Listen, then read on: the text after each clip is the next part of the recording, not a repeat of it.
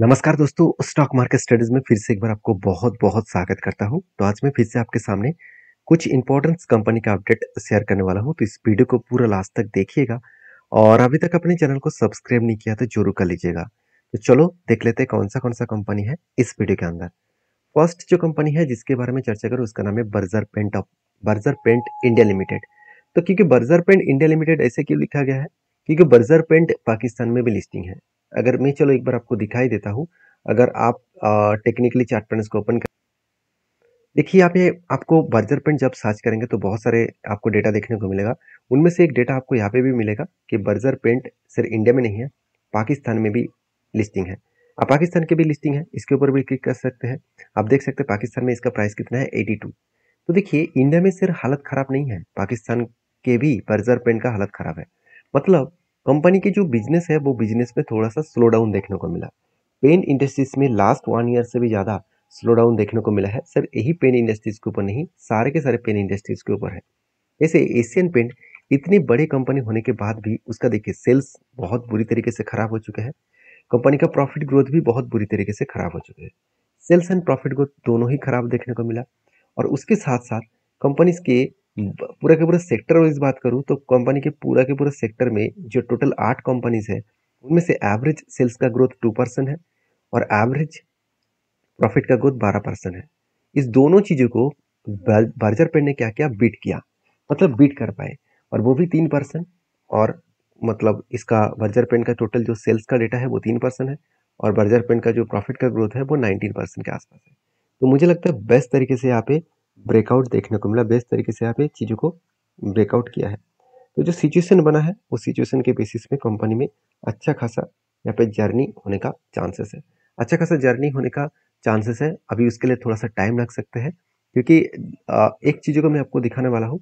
देखिए, कंपनी इतने दिनों से लास्ट 10 ईयर्स में 10 साल में 12% का सेल्स ग्रोथ हुआ, 5 साल में 13%, 3 साल में 18%।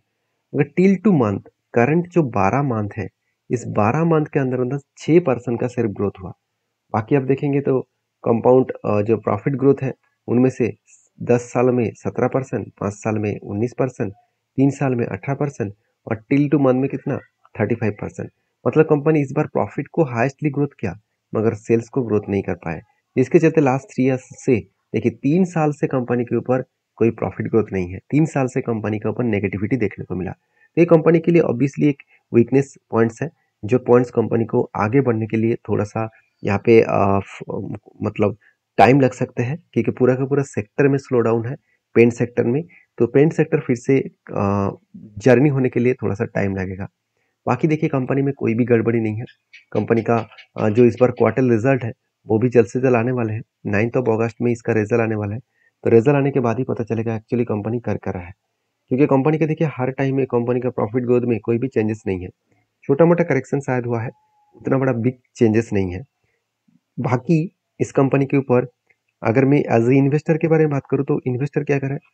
देखिए, क्या इन्वेस्टर ने माल बेचा? बिल्कुल नहीं। तो किसने माल बेचा? देखिए, एफएस ने 10% होल्डिंग को 7.5% कर दिया। 10.5% होल्डिंग को 7.5 मतलब 3% स्टेक को बेचा।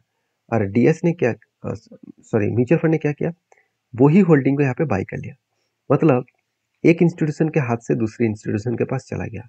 अगर ये माल पब्लिक के पास जाता तो वो अलग बात होता। तो ये सेम क्वांटिटी अगर एफएस के पास से डीएस के पास चले जाते हैं तो गुड पॉइंट सही है कि इंस्टीट्यूशन के पास ही है। और जब इंस्टीट्यूशन उसको लेकर कंटिन्यू कर रहा है तो उसमें एक पॉजिटिव ग्रोथ आने का चांसेस जरूर दिखेगा। तो फिलहाल के लिए बर्जर पेंट का जो चार्ट है उसके बारे में बात करूँ तो बहुत दिनों से एक पैटर्न्स तो बना है, काफी धन पैटर्न्स। फाइनली उसका ब्रेकआउट होने के बाद ऊपर भी गया था, उसके बाद बिग क्रैश हो गया। और फाइनली इस मैंने आपको पहले मार्किंग करके दिया था कि यहाँ पे एक स्ट्रांगली सपोर्ट जोन है। तो पहले यहाँ पे एक सपोर्ट था, उस सपोर्ट को रिटेस्ट करने के बाद बिग क्रैश हुआ, और फाइनली यहाँ पे सपोर्ट मिला, और सपोर्ट को टच करने के बाद ही कंपनी बाउंस बैक कर रहा है। अभी देखिए, दो तरीके से सीनारियो आपको याद रखना होगा। यहाँ पे जो कंपनी का 200 डेज मूविंग एवरेज है, इस लेवल को ब्रेक करना पड़ेगा। अगर इसको ब्रेक करे तो फिर से वो जो जो एंटी लेवल्स है इसका 590 रुपीज़ के आसपास, इस लेवल एंटी लेवल तक जाने का वो कोशिश करेंगे। तो मेरा एंटी तो पहले से ही है, मैं इंतजार करूंगा कि ये कंपनी अच्छा है तो इसके ऊपर मैं माल बेचने के लिए सोचता भी नहीं हूँ। तो आप किस तरीके से सोचते हैं जरूर मुझे कमेंट्स करके बताना। तो नेक्स्ट जो कंपनी उसका नाम है बीएससी लिमिटेड। बेसिकली 33,000 करोड़ के आसपास इसका मार्केट कैप है और कंपनी की जो पी रेशियो है अराउंड 72% के आसपास है। ये 72 रुपीज़ के आसपास है। तो पी रेशियो के बारे में क्यों बात कर रहा हूँ, क्योंकि बीएससी के जो पी रेशियो है एक टाइम चला गया था 100 के ऊपर। तो 100 से वो करेक्शन होकर कहाँ तक आए, 66 तक आए थे। उसके बाद अभी करंट में कितना है, 72 के आसपास है। तो पहले भी देखिए एक बार उस तरीके से हाई करने के बाद नीचे आया था, 69 तक आया था। तो कंपनी की जो पी रेशियो है वो देखा जाए तो इंडस्ट्रीज पी रेशियो भी हाई है और कंपनी खुद के पी रेशियो भी एवरेजली हाई है, क्योंकि लास्ट 5 ईयर्स में कंपनी का पी रेशियो 33 के आसपास देखने को मिला, जो एक हाई लेवल का पी रेशियो देखने को मिला है। तो मुझे लगता है जो सिचुएशन बना है उस सिचुएशन के बेसिस में कंपनी में एक जर्नी होने के लिए थोड़ा सा टाइम तो लगेगा, थोड़ा सा टाइम तो यहाँ पे लगेगा, क्योंकि कंपनी पहले से बहुत हाई हो चुके हैं और इस हाई होने के कारण कंपनी के ऊपर एक सेलिंग प्रेशर देखने को मिल चुके हैं। आप देख सकते हैं एक लंबा जर्नी के बाद सेलिंग प्रेशर हुआ है। मैं पहले भी आपको डिस्कशन किया था कि यहाँ पे 200 डेज इसका बहुत स्ट्रांगली एक रेजिस्टेंस है, बहुत स्ट्रांगली। इस 200 डेज मूविंग एवरेज को अगर स्ट्रांगली ब्रेकआउट करे उसके बाद नेक्स्ट कैंडल अगर नीचे क्लोजिंग होता तो जरूर वो सपोर्ट लेवल 1988 तक जरूर आती। तो 1988 तक जरूर आने का चांसेस था, जो इसका प्रीवियस स्ट्रांगली सपोर्ट जोन है। तो हुआ क्या, यहाँ पे आया नहीं, उससे पहले ही कंपनी यहाँ से क्या कर रहा है, रिबाउंस कर रहा है। तो देखिए अभी मैं एक लंबा टारगेट लेकर चल रहा हूँ, वो टारगेट एक बड़ा टारगेट है, ठीक है। 1:3 रेशियो का टारगेट कुछ इस तरीके से लेवल में देखने को मिला। तो एक ऑब्वियसली एक रिस्क ट्रेड है, तो इसलिए मैंने एकदम मिनिमम क्वांटिटी के साथ काम किया, क्योंकि मुझे यहाँ पे थोड़ा सा रिस्क नजर आ रहा है, क्योंकि बीएससी पहले ही बहुत जर्नी दिखा चुके हैं। तो अभी इसके लिए फिर से एक नया जर्नी दिखाने के लिए टाइम लग सकता है। तो इसीलिए इस कंपनी के ऊपर बुलिश तो हूँ, क्योंकि कंपनी का परफॉर्मेंस मुझे बुलिश करने में मजबूर कर दिया, क्योंकि कंपनी इस बार हाईएस्ट सेल्स जनरेट किया और उसके साथ साथ प्रॉफिट भी हाईएस्ट देखने को मिला। जब सेल्स एंड प्रॉफिट अच्छा देखने को मिलता है तो उस कंपनी में कुछ ना कुछ बड़ा होने का चांसेस जरूर होता है। बाकी आप उसका क्या ओपिनियन है मुझे कमेंट्स करके जरूर बता सकते हैं। नेक्स्ट जो कंपनी उसका नाम है मल्टी कमोडिटी एक्सचेंज लिमिटेड, जिसको हम लोग एमसीएक्स नाम से जानते हैं। तो बेसिकली एमसीएक्स एक ऐसे कंपनी है तो जिसके ऊपर हर किसी का नज़र है, हर किसी का ओपिनियन है कि एमसीएक्स के ऊपर चीज़ों को पहले समझना पड़ेगा, क्योंकि एमसीएक्स एक कमोडिटी प्रोडक्ट्स के ऊपर काम करते हैं। और इस कंपनी के ऊपर जो मार्केट शेयर है उसके बारे में बात करूँ तो कंपनी में आप देख सकते हैं एग्रो इंडस्ट्रीज में, एग्रो मतलब जो कमोडिटी ट्रेडिंग होते हैं उसके ऊपर 2.65% के आसपास मार्केट शेयर है।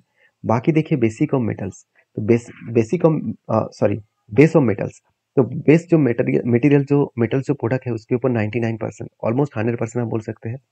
करेंसी डेरिवेटिव्स के ऊपर 100%, एनर्जी ट्रेडिंग के ऊपर 99%, एंड आप देख सकते हैं प्रीसियस जो मेटल्स है उसके ऊपर एंड स्टोन जो ट्रेडिंग है उसके ऊपर 100% कंपनी काम करते हैं। तो जो कमोडिटी प्रोडक्ट है उसके ऊपर कंपनी का 100% मार्केट शेयर है। तो सोचिए कंपनी की अगर आपको कमोडिटी प्रोडक्ट के ऊपर काम करना है तो उसके लिए आपको डायरेक्टली एमसीएक्स के ऊपर ही काम करना होगा। बहुत सारे लोग मुझे ये भी पूछते हैं सर मैं एमसीएक्स के ऊपर काम तो करना चाहता हूँ, मगर मेरे जो ट्रेडिंग ऐप्स है वहाँ पे एमसीएक्स का कोई स्टॉक ऐड नहीं कर पा रहा हूँ। उसके पीछे रीज़न यही है कि आप जब इक्विटी को ओपन किया था तब आपने एमसीएक्स को इनेबल नहीं किया। तो इसके लिए आपको इनेबल करना होगा। आप आपके जो ब्रोकिंग कंपनी है तो उसको आप एक बार कस्टमर केयर में फ़ोन करके आप पूछ लीजिएगा और उसके बाद आपको वो एक्टिव करने के लिए जो प्रोसीजर है वो आपको ज़रूर बताएंगे। तो देखिए एमसीएक्स के ऊपर जो काम होते हैं वो बेसिकली फीचर एंड ऑप्शंस में, एफएनओ में। तो उसके बाद आप काम नहीं कर पाएंगे, तो एफएनओ के ऊपर मतलब लॉट्स में आपको काम करना पड़ेगा। तो मैं एफएनओ के ऊपर काम नहीं, सॉरी मतलब एफएनओ के ऊपर और एमसीएक्स के ऊपर मैं काम नहीं करता हूँ, क्योंकि मुझे as a delivery basis, swing basis में काम करना अच्छा लगता है और इसके ऊपर मेरा अच्छा खासा प्रॉफिट भी होता है। तो उस बेसिस में मैं काम को कंटिन्यू करना चाहता हूँ। तो मैं एमसीएक्स के ऊपर अगर मैं ट्रेड लेना चाहूँ, मतलब एमसीएक्स के ऊपर ट्रेड नहीं, एमसीएक्स कंपनी के ऊपर अगर ट्रेड लेना चाहूँ तो क्या सही में सही डिसीजन, सही टेक्निकली चार्ट पैटर्न्स बना है? चलो एक बार मैं आपको दिखाई देता हूँ। उससे पहले कंपनी के देखिए पूरा का पूरा जो पैसा कंपनी को मिला है, मतलब कंपनी जो रेवेन्यू कमा रहा है वो बेसिकली ट्रांजैक्शन फीस के ऊपर 83% और अदर्स के ऊपर कितना 12%। बाकी देखिए छोटे मोटे क्वांटिटी के साथ यहाँ पे आप देख सकते हैं।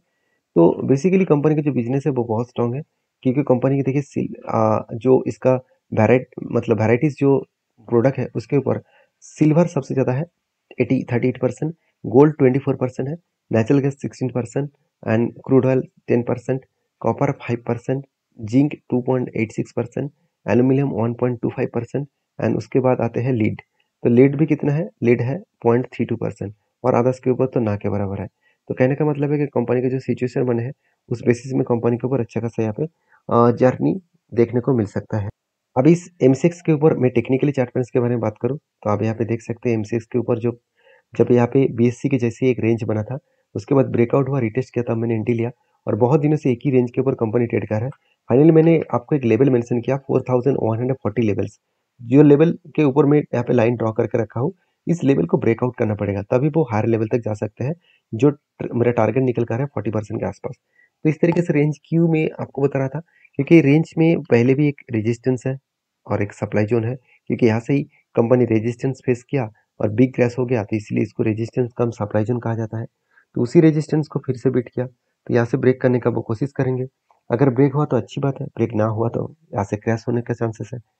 तो आपके क्या ओपिनियन है इस M6 के ऊपर, जरूर मुझे कमेंट्स करके बता सकते हैं। नेक्स्ट जो कंपनी उसका नाम है उज्जास एनर्जी लिमिटेड।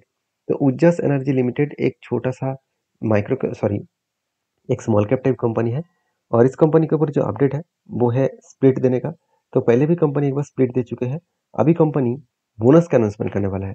1:4 रेशियो का कंपनी बोनस अनाउंसमेंट करने वाला है और वो भी जल्द से जल्द आपको बोनस का डेट देखने को मिलेगा, क्योंकि कंपनी का रिजल्ट का मतलब रिजल्ट जब आएगा क्वार्टरली, उस दिन में ही इस कंपनी का बोनस अनाउंसमेंट होने वाले हैं। तो ये था कुछ कंपनीज का अपडेट। वीडियो में जानकारी अच्छा मिला तो प्लीज़ लाइक करना और इस सारे वीडियोस को एक बार डीपली रिसर्च करके और साथ ही साथ सेबी रजिस्टर्ड एडवाइजर के साथ बातचीत करके ही काम करना।